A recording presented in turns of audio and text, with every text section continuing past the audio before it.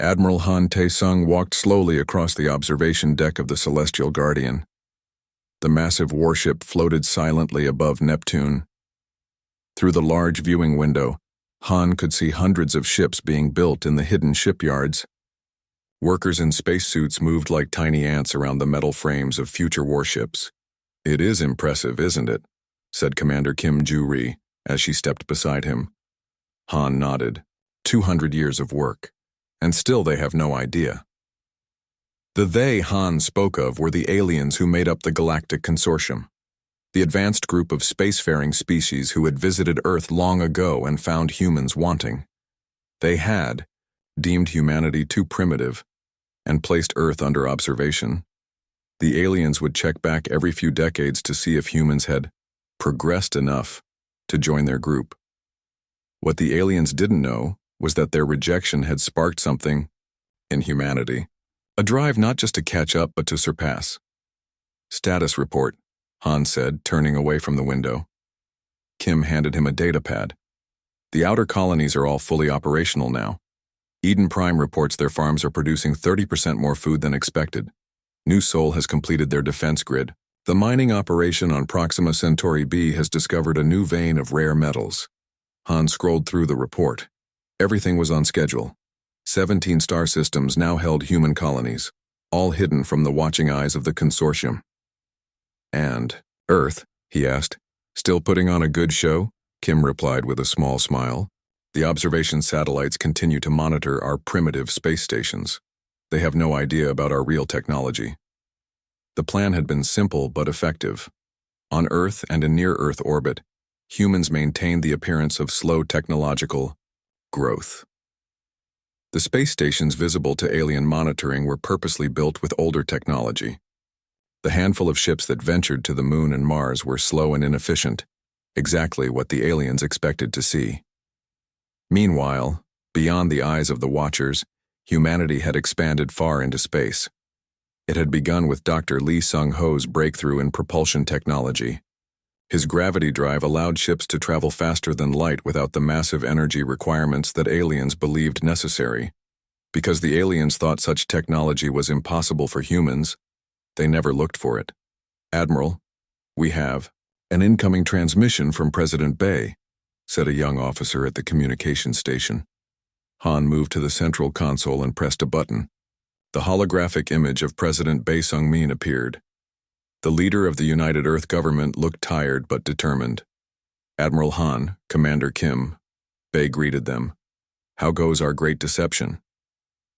"Everything proceeds according to plan, Mr. President," Han replied. "The Neptune shipyards will complete the new defensive fleet within 3 months. Our colonies continue to grow stronger." Bae nodded. "Good. The consortium observation team will make their regular visit to Earth next month. We've prepared the usual display of progress for them to see." The room fell silent for a moment as all three considered the weight of their actions. What had begun as a defensive measure had grown into the largest secret operation in human history. "Are we doing the right thing?" Kim asked suddenly. It was a question many asked in private. President Bae's expression turned serious. "When the aliens first came to Earth, they could have helped us, shared their knowledge. Instead, they judged us unworthy and left us to develop on our own. Now they only visit to see if we're ready by their standards." Han nodded in agreement. "They treat us like children, but we've proven we're more than that." "Exactly," said Bae. "We will not join the galactic community as beggars. We will enter as equals, with the strength to defend ourselves and the resources to trade fairly." The United Earth government voted unanimously to continue our path. The secret had begun out of necessity. After first contact, Earth governments realized how vulnerable humanity was. If the aliens had come as conquerors instead of observers, Earth would have fallen in days. That fear drove the world's nations to unite and build in secret. Using stealth technology that blocked the alien sensors, humans established bases on the far side of the Moon, then Mars, then the moons of Jupiter and Saturn. By the time they reached Neptune, humanity had the resources and knowledge to push beyond their solar system. "The shipyards at Alpha Centauri have completed the Dauntless and her sister ships," Kim reported, changing the subject. That's 3 more heavy cruisers for our defense fleet. President Bay looked pleased. How many ships do we have now? 412 combat-ready vessels, Han answered. Another 170 under construction. And the defensive grids? 11 systems now have full defensive capabilities, said Kim. The new particle shield technology has been successfully tested. It's far beyond anything the consortium uses. Han watched as information flowed across multiple screens. Reports from distant colonies, scientific breakthroughs, resource discoveries, all hidden from alien eyes. The irony didn't escape him. By declaring humans unready for the stars, the consortium had pushed humanity to develop faster and more efficiently than anyone could have imagined. There's something else, Han said after a moment. Our long-range scouts have detected unusual activity near Tau Ceti. President Bay frowned. The system was empty when we surveyed it last year. We've been planning to establish a mining colony there. That's just it, said Han. It appears someone else is now interested in the system too. We've detected energy signatures that don't match consortium technology. Another independent species? Bay asked, looking concerned. Possibly, Han replied. Captain Park Do-hyun and the Pathfinder are en route to investigate. They should arrive within 2 days. Bay's expression turned grave. Tell Captain Park to be careful. We've managed to keep our empire hidden this long because we've avoided contact with other species. The Pathfinder should observe only. No engagement. Understood, Mr. President, said Han. I've already given those orders. As the transmission ended, Han returned to the window.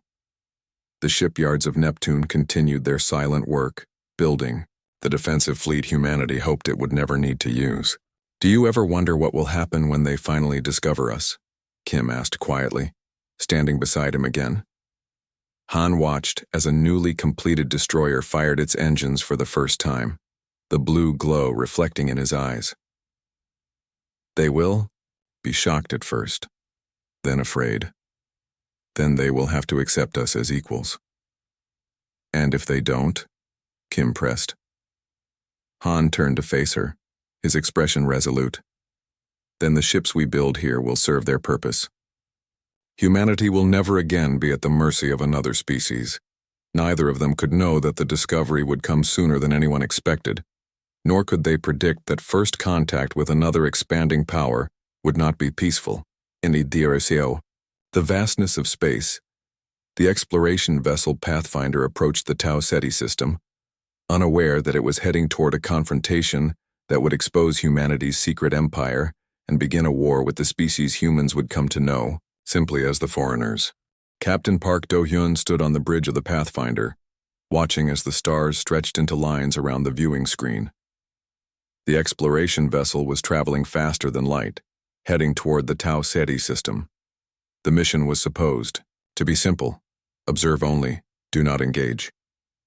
2 minutes until we exit FTL, said Lieutenant Yoon Ji-won from the pilot station. Her fingers moved quickly across the control panel, making small adjustments to their course. Do-hyun nodded. All systems to stealth mode when we arrive.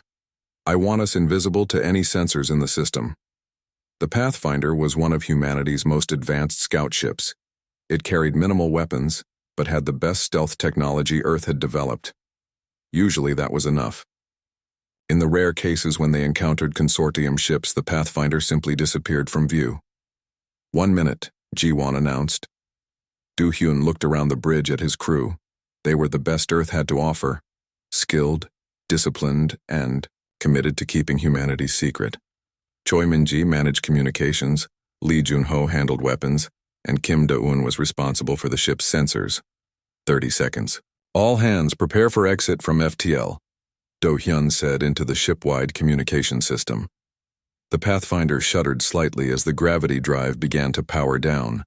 The stretched stars on the viewing screen slowly returned to their normal appearance as the ship dropped back into normal space at the edge of the Tau Ceti system. Stealth systems active, reported Lee. Sensors online, said Da-yoon. Then she gasped. Captain, multiple contacts detected. Do-hyun moved quickly to her station. The sensor screen showed several ships near the 4th planet of the system.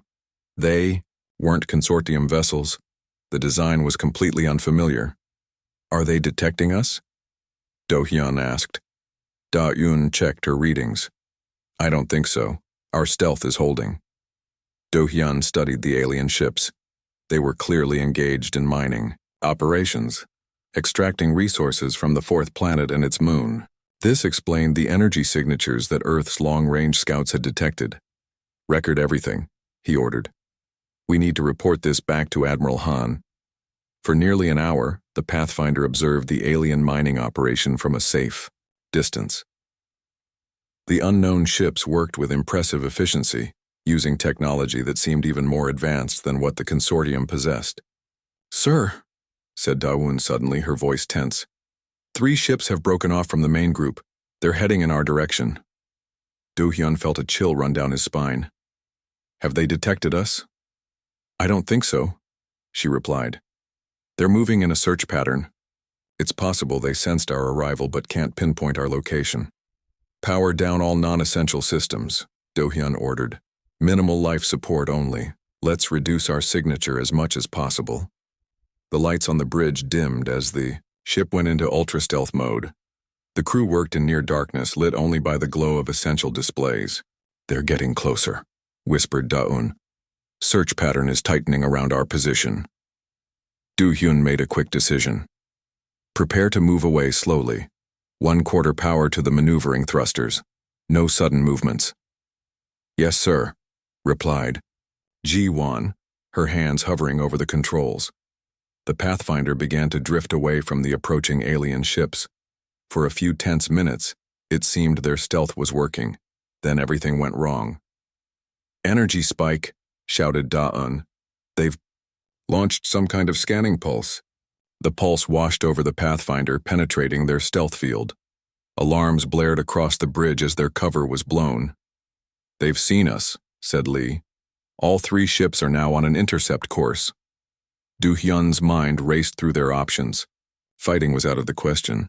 The Pathfinder wasn't a warship. Running was the only choice. Maximum power to engines, he ordered. Get us out of the system. Ji-won's hands flew across the controls. The gravity drive needs 3 minutes to power up for FTL. We may not have 3 minutes, said Lee grimly. The alien ships are moving fast. Very fast. Do-hyun watched as the distance between them and their pursuers rapidly decreased. Evasive maneuvers. Use the planet's gravity to slingshot us toward the system edge. The Pathfinder responded smoothly, curving around the second planet of Tau Ceti and picking up speed from the gravitational assist. But the alien ships adjusted course perfectly, still gaining on them.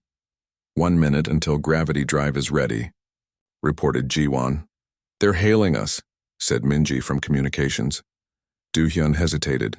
Direct contact with unknown aliens wasn't part of the mission, but neither was being chased across a star system. Put them through, he decided. Audio only. A voice filled the bridge, speaking perfect standard English. Human vessel, you have violated sovereign territory of the void-born hegemony. Your presence here reveals the deception of your species. The consortium will be informed of your technological advancement and unauthorized expansion. The crew exchanged alarmed glances. These aliens knew about humanity's secret, and worse, they knew about the consortium. This is Captain Park Do-hyun of the exploration vessel Pathfinder, he replied calmly. We were unaware this system was claimed. We mean no harm and will depart immediately. There was a pause before the alien voice spoke again. Your ignorance is irrelevant. The question that concerns us is how a supposedly primitive species possesses ships capable of interstellar travel. Your deception will be investigated. Prepare to be boarded. Do-hyun's blood ran cold. The Pathfinder contained classified data about Earth's colonies and defensive capabilities. If these aliens, these void-born, got that information, humanity's entire secret would be exposed. Negative, he replied firmly. We cannot allow boarding under Terran protocol. 30 seconds to FTL capability, whispered Ji-won. The alien voice hardened. You have no choice in this matter. Power down your engines or we will open fire. Do-hyun looked at his crew. They all knew what was at stake. Maintain course, he ordered. Get ready to. The ship rocked violently as energy weapons struck their shields. Shields at 60%, called out Lee. They're firing again. 20 seconds to FTL, said G1, fighting to keep the ship steady. Another hit rocked the Pathfinder. Shields at 30%, shouted Lee. Return fire? Do-hyun made the hardest decision of his career. Negative. We're not starting a war. Focus all power on the gravity drive. 10 seconds. The next hit caused a console to explode on the bridge. Smoke filled the air as emergency systems activated. Drive ready, shouted Ji-won. Go, ordered Do-hyun. The Pathfinder's gravity drive engaged, distorting space around the ship. Just as they began to accelerate to FTL, one final shot from the lead alien vessel hit them directly in the engine section. Alarms screamed across the bridge as the ship shuddered violently. FTL drive damaged, reported Ji-won. We're dropping back to normal space. The Pathfinder emerged from its brief FTL jump, damaged but still intact. They had managed to put some distance between themselves and their pursuers, but not enough. Status. Report, demanded Do-hyun through the smoke. Engines at 40%, shields almost gone. Weapons online but minimal, reported Lee. The aliens? 3 minutes behind us at their current speed, said Da-un. Do-hyun looked at his damaged ship and his loyal crew. There was only one option left. Minji, prepare a quantum-encrypted message to Earth. Full report on everything we've seen. Include sensor data on the alien ships and recordings of our communication. As Minji worked, Do-hyun turned to his pilot. Ji-won, plot a course away from Earth and all human colonies. We need to lead them away from our territory. Yes, sir, she replied, understanding what he wasn't saying. Message ready for transmission, said Minji. Send it, ordered Do-hyun. Then he took a deep breath. All hands, this is the captain. Prepare to abandon ship. His crew looked at him, in shock. No, sir, said Lee firmly. If we abandon ship, the aliens will capture the Pathfinder and all its data.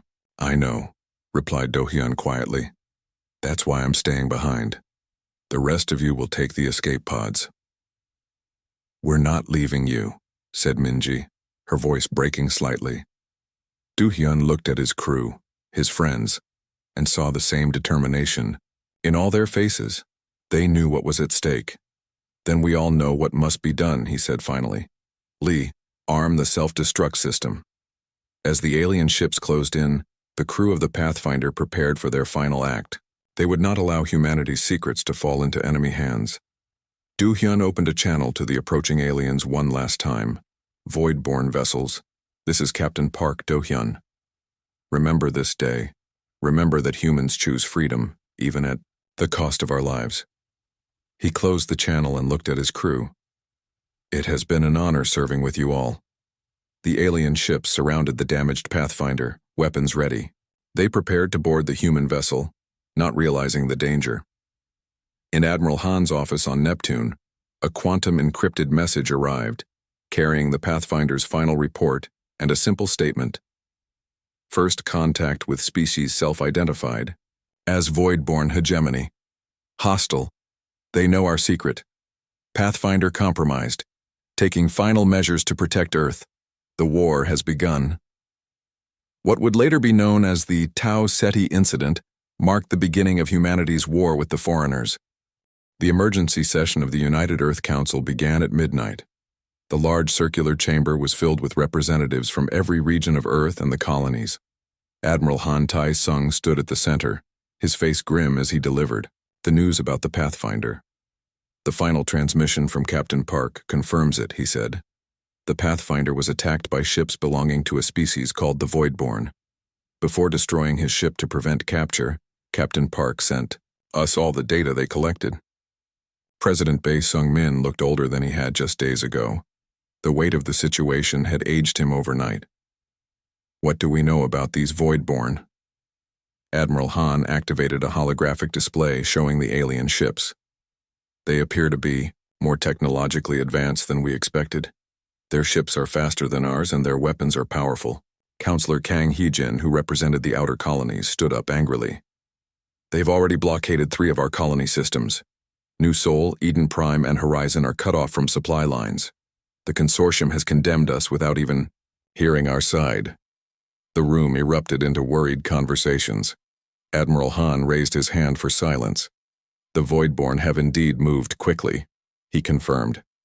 Within hours of the Pathfinder incident, consortium peacekeeping forces appeared at 3 of our colonies. It appears the Voidborn immediately reported our deception to the consortium. How did they know where our colonies were? Asked another counselor. The Pathfinder was destroyed before they could get that information. Director Quan Jiho of Intelligence stepped forward. His department had been working non-stop since the EUI incident. We believe the Voidborn have been watching us for some time. Our analysis suggests they've been expanding toward Earth for decades, annexing resource-rich systems along the way. This revelation stunned the Council.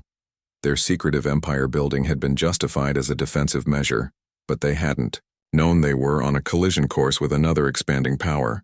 So this isn't about our deception, President Bay concluded. It's about territory and resources. Exactly, said Director Quan. And now they're using our secrecy against us, making us look like the aggressors to the consortium. General Oh-Jin Woo, commander of Earth's ground forces, spoke next. We can't fight the entire consortium, he stated flatly. But we can defend our colonies long enough to prove the Voidborn's duplicity. Admiral Han nodded in agreement. Our defensive systems are holding at all 3 blockaded colonies. The consortium ships aren't attacking, just preventing travel. In or out. They're waiting for a formal hearing. Dr. Song Yun-ha, Earth's leading expert on alien languages and cultures, had been quietly listening. Now she stood, drawing everyone's attention. The diplomatic channels aren't completely closed, she said. I've made contact with the Archivist Guild. They're neutral members of the consortium and have expressed curiosity about our side of the story. Can they help us? Asked President Bay hopefully. Dr. Song tilted her head slightly. The archivists value truth above all else. If we can provide evidence of the Voidborn's true motives, the archivists will support us in the consortium. What evidence do we have? Asked Counselor Kang. Director Quan activated another holographic display.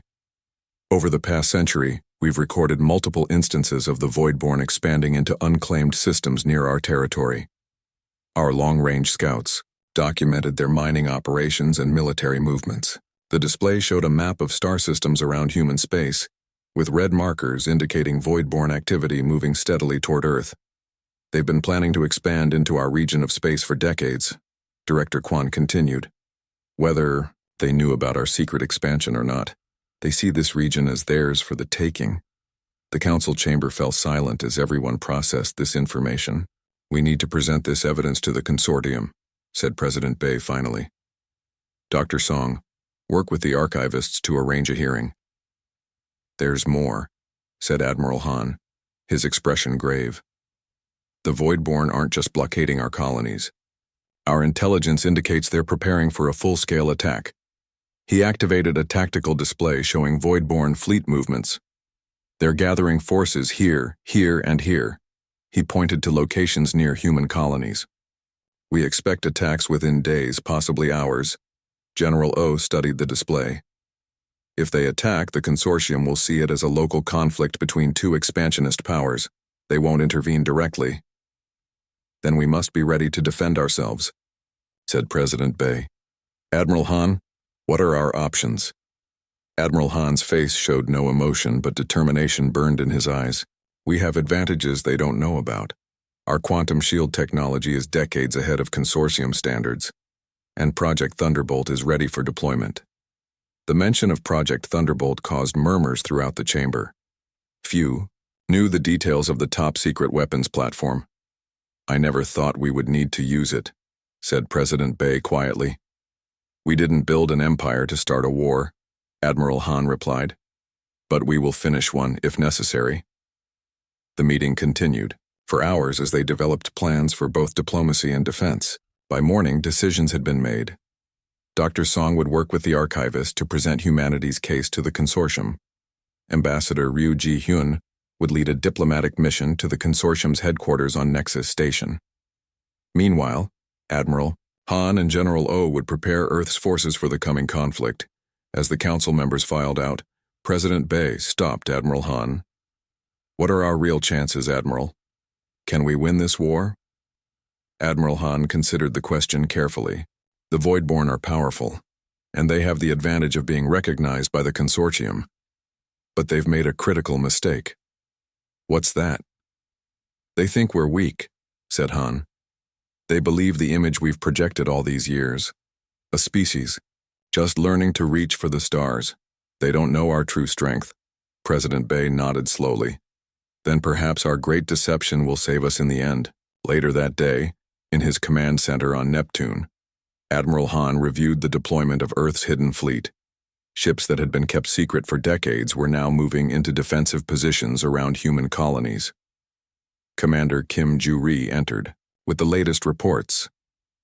"The Voidborn have begun jamming communications to the blockaded colonies," she said, "and we've detected their fleet moving toward New Sol."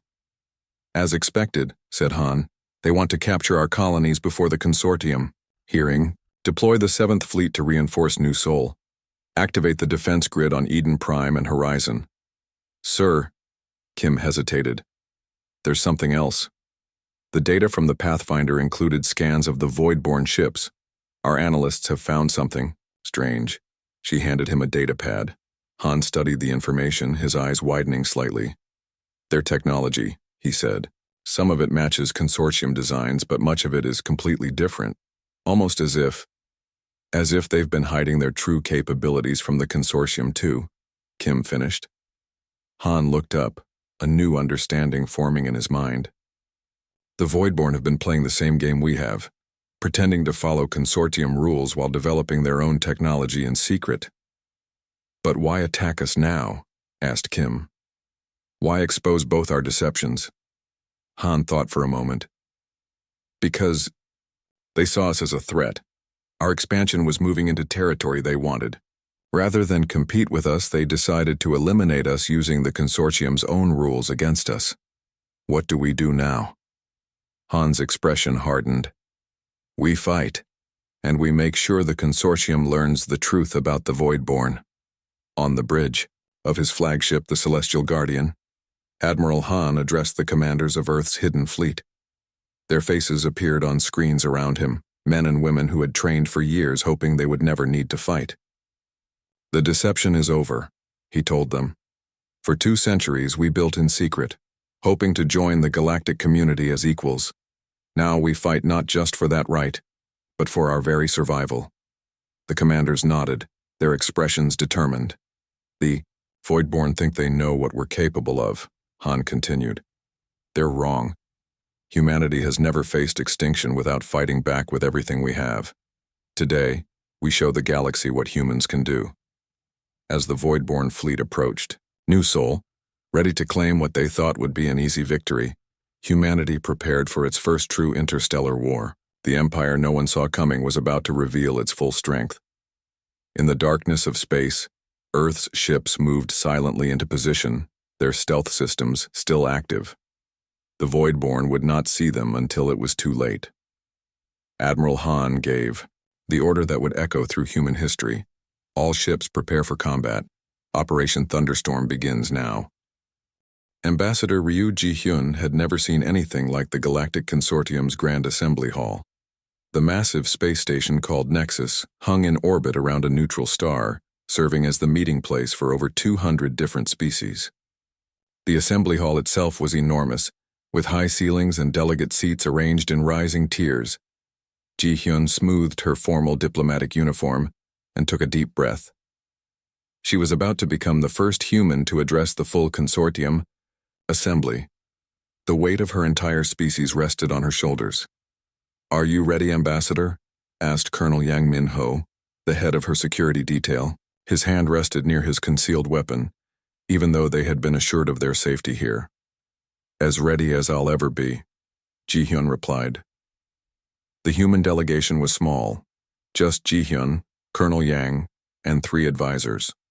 They waited in an antechamber, while the consortium arbiter announced their arrival.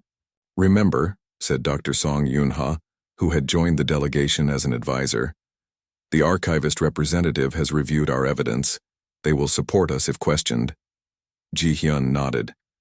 The archivists were their only allies here. The strange, crystalline beings valued truth above all else and had been convinced by the evidence Dr. Song had provided. A soft chime sounded, and the doors to the assembly hall slid open. "The human delegation may enter," announced a mechanical voice translating the arbiter's speech. Ji-hyun led her team into the hall. The silence was overwhelming as representatives from 217 species watched them with a mixture of curiosity and hostility. Many had never seen a human before. The delegation made its way to the speaker's podium at the center of the hall. Ji-hyun could feel thousands of eyes watching her every move. She also noticed the void-born delegation across the chamber, tall, beings with iridescent scales and multiple eye stalks. They watched the humans with obvious hatred.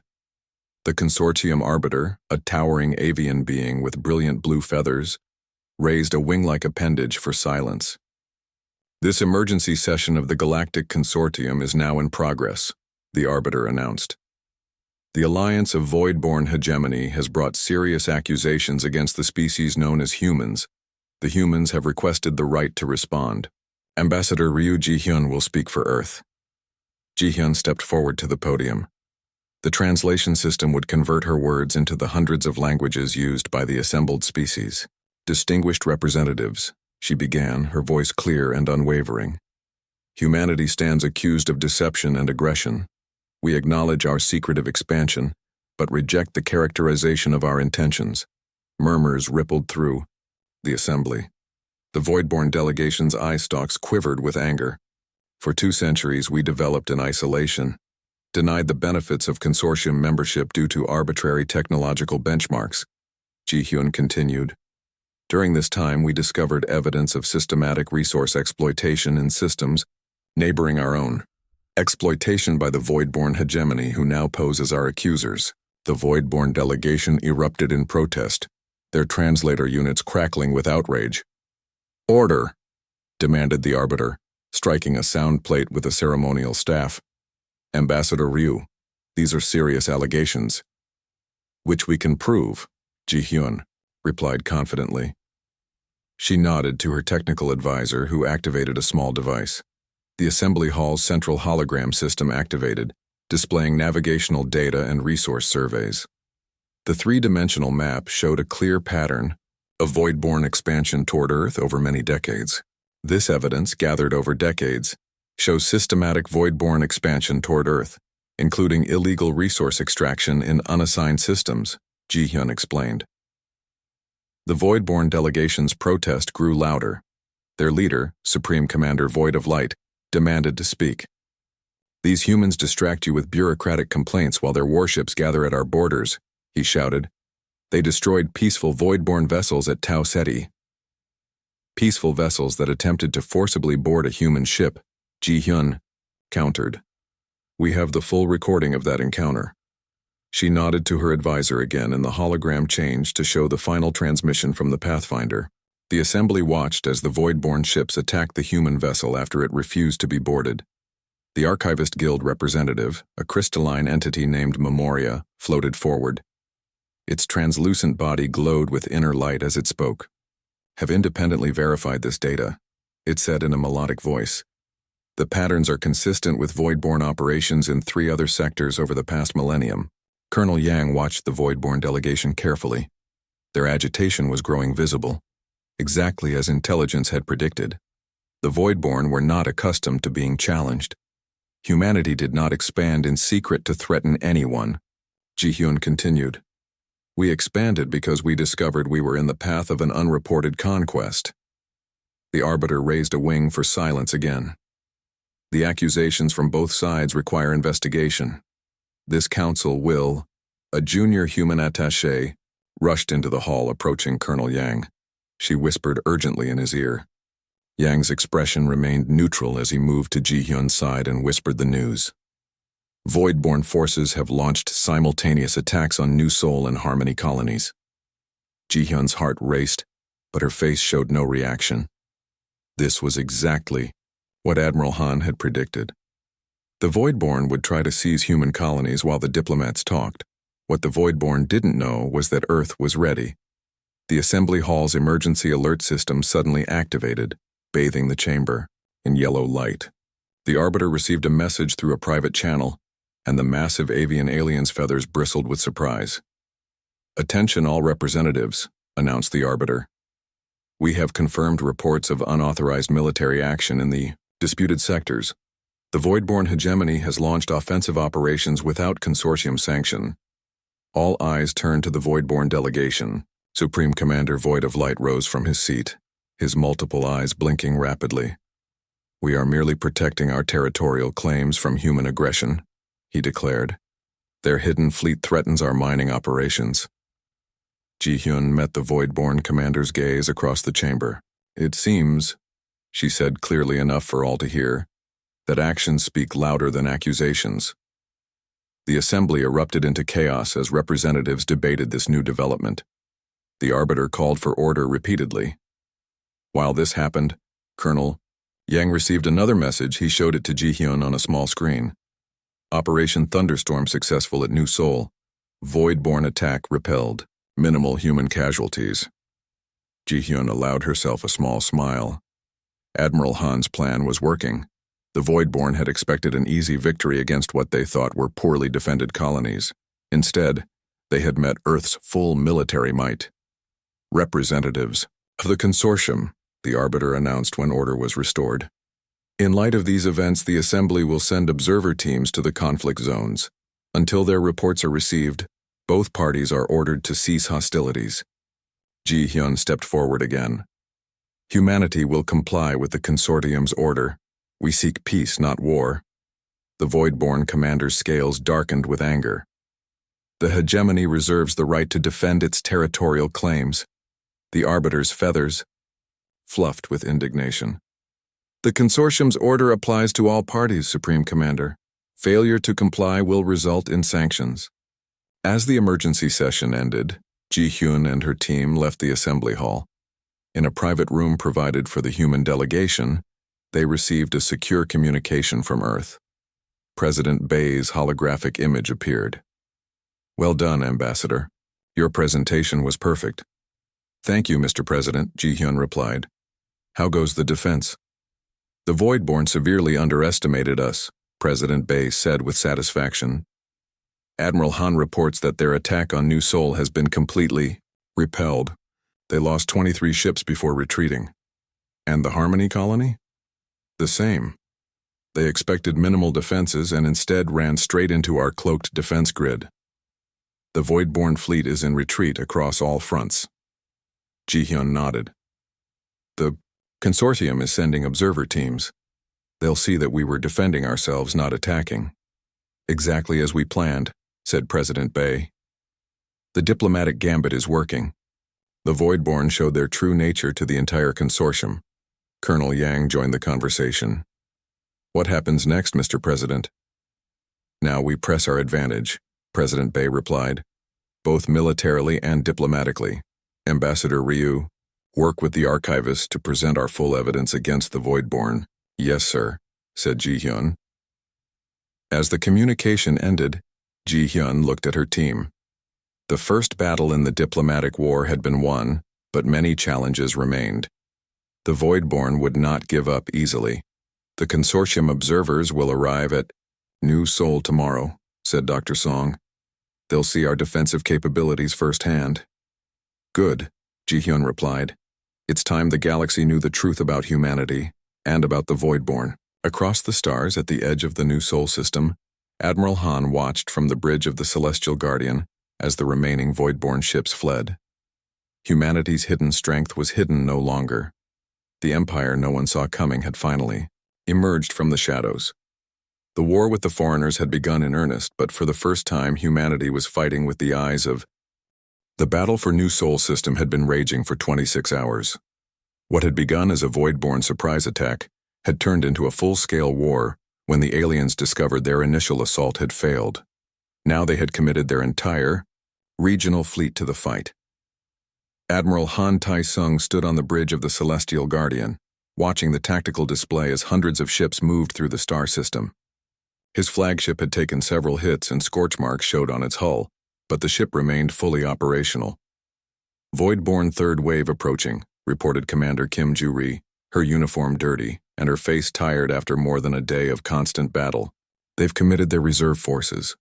35 heavy warships with fighter support. Han nodded calmly. This was exactly what he had predicted. Just as we expected. They're desperate now. The Voidborn had been shocked to discover humanity's true military strength. What they had believed would be an easy conquest had turned into a desperate fight for victory. Now they were throwing everything they had at New Sol. They still don't understand, Han said quietly. They think this is all we have. Kim looked at him, understanding in her eyes. They haven't seen Thunderbolt yet. No, Han agreed, and now is the perfect time to show them. The consortium observers are watching. They need to see that we fight only to defend ourselves. The consortium had sent 3 observer ships to monitor the conflict. The neutral vessels hung back from the battle, recording everything. Whatever happened here would determine how the galactic community viewed the war between humans and the Voidborn. Status of the Thunderbolt grid? Han asked. All satellites in position and fully charged, Kim replied. Awaiting your command. Han studied the tactical display one more time. The Voidborn fleet was advancing in a tight formation, hoping to overwhelm the human defenses through sheer numbers. They had no idea what was waiting for them. Activate Thunderbolt grid, Han ordered. Throughout the New Sol system, hundreds of previously dormant satellites powered up. They had been placed there years ago, hidden from detection by the most advanced stealth technology Earth had developed. Now they created an energy web that enveloped the approaching Voidborn armada. Grid active, reported Kim. All ships showing green status. Han took a deep breath. All ships, coordinated fire pattern Omega. The human fleet moved with perfect precision, each ship firing at exactly the same moment. Their weapons, already powerful, were amplified tenfold by the Thunderbolt grid's energy field. The result was devastating. Voidborn shields, calibrated against normal weapon yields, collapsed. Almost instantly, 23 enemy ships were destroyed in the first volley alone. On the bridge of the Voidborn command ship, Supreme General Void of Wisdom watched in disbelief as half his fleet vanished in coordinated explosions. Impossible, he hissed, his eye stalks quivering with rage and fear. Their technology cannot be this advanced. His tactical officer had no explanation.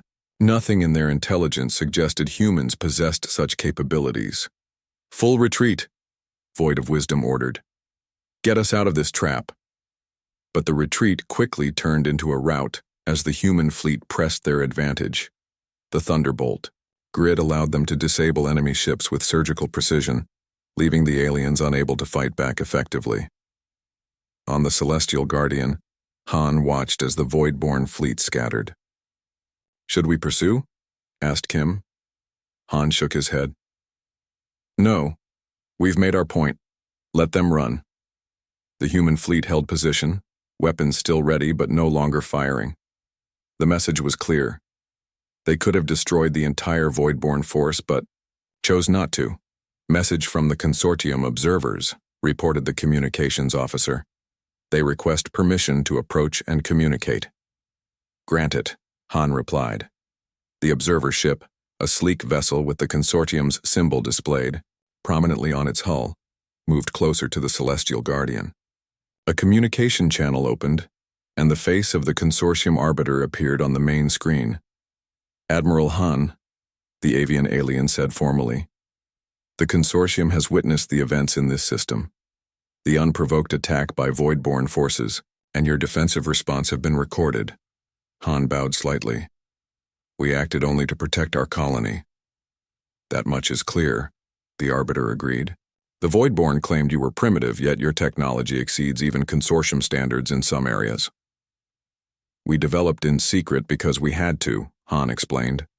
When denied membership in the consortium, we chose to protect ourselves. The arbiter's feathers ruffled slightly in what might have been approval. The Assembly is voting on the matter as we speak. The evidence presented by your ambassador Ryu combined with the Voidborn's actions here, have shifted opinion dramatically. Just then the quantum communication system chimed. A message from Earth was coming through. Han excused himself from the arbiter and moved to a private console. President Bay's face appeared, looking pleased despite his obvious exhaustion. Admiral, I have good news. The consortium has voted to recognize human territorial claims and has dispatched peacekeeping forces to ensure the Voidborn comply. Han felt a weight lift from his shoulders. So we've won? This battle, yes, Bay replied cautiously. The war is far from over. The Voidborn hegemony controls vast territories and will not easily surrender their ambitions. But we now have the consortium's recognition, which changes everything. Han understood. What had begun as a desperate fight for survival had turned into a legitimate conflict between recognized powers. Humanity was no longer alone. I'm addressing Earth and the colonies in 1 hour, President Bay continued. I wanted you to know first. Your strategy worked perfectly, Admiral. Thank you, Mr. President, Han replied. The fleet will remain on alert. The Voidborn may try again. After the communication ended, Han returned to the bridge. The crew looked at him expectantly. The consortium has recognized our territorial claims, he announced. We are now officially a member of the Galactic community. A cheer went up from the exhausted crew. After 2 centuries of hiding, humanity had finally taken its place among the stars. Commander Kim approached Han privately. What happens now, sir? Han looked at the tactical display showing human territory. 17 systems strong with nascent colonies already developing and 5 more. Now, he said, we build in the open. The empire no one saw coming will become the alliance everyone respects. Over the next few days, consortium peacekeeping vessels arrived at New Sol and other human colonies, officially recognizing human sovereignty. Ambassador Ryu and her team worked tirelessly to establish formal diplomatic relations with dozens of alien species who suddenly wanted to know more about the mysterious humans. The Voidborn had retreated to their core systems, but Han knew they would be back. The coming years would be challenging, but for the first time, humanity would face them as a recognized galactic power. On Earth, President Bay addressed a unified planet and its colonies. His speech was broadcast to every human settlement across 17 star systems. Today marks humanity's true emergence onto the galactic stage, he declared. Not as conquerors, not as victims, but as defenders of our rightful place among the stars. Millions watched as he continued. For 2 centuries we built our strength in secret, preparing for this moment. Now we step into the light, ready to join the galactic community as equals. At the edge of human space, on the colony world of hope, settlers looked up at the night sky where new stars were becoming visible, the running lights of consortium diplomatic vessels approaching with offers of formal alliance.